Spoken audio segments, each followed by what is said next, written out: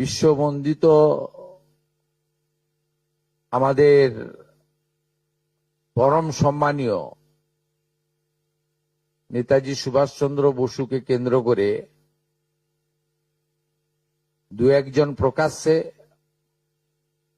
আর অনেকে বলবো না, গুটি কতক নেতাজি সুভাষচন্দ্র বসুকে একজন প্রকৃত দেশপ্রেমিক ও ভারতবর্ষের স্বাধীনতা পাইয়ে দেওয়ার ক্ষেত্রে প্রধান স্থপতি হিসেবে প্রত্যেকেই স্বীকার করে। আপামর মানুষ আমরা এই বিষয়ে লক্ষ্য রেখেছিলাম। আমার সঙ্গে ডিজিপি সিদ্ধিনাথ গুপ্তাজি রয়েছেন, ADG law and order Ajay Ranade রয়েছেন। আমরা পরিষ্কারভাবে আমাদের সাইবার সেলকে ইনস্ট্রাকশন দিচ্ছি। মিস্টার সঞ্জয় সিং আছেন ডিজি সাইবার, এবং ওখানে অশোক প্রসাদও আছেন, তাকে ডিজিপি সাহেব নির্দেশ দেবেন যারা সোশ্যাল মিডিয়াতে পশ্চিমবঙ্গের অধিবাসীরা নেতাজি সুভাষচন্দ্র বসু সম্পর্কিত অপমানজনক মিথ্যা অপপ্রচার করার দুঃসাহস দেখিয়েছেন,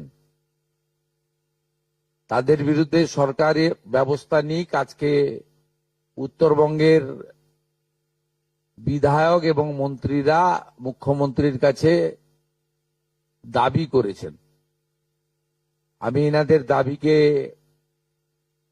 সমর্থন করি, এবং মূলত যারা এসছেন উত্তরবঙ্গের তারা সবাই রাষ্ট্রবাদী, দেশপ্রেমিক এবং সনাতন সংস্কৃতিতে বিশ্বাস করেন এবং রাজবংশী সম্প্রদায়ের মানুষ। এরা প্রত্যেকে চান যে পশ্চিমবঙ্গ সরকার, পশ্চিমবঙ্গের পুলিশ কঠিন এবং কঠোর ব্যবস্থা নিক। যেখানে অভিযোগ আমরা পেয়েছি, ভারতীয় ন্যায় সংহিতা অনুযায়ী সেকশনে কেস হবে।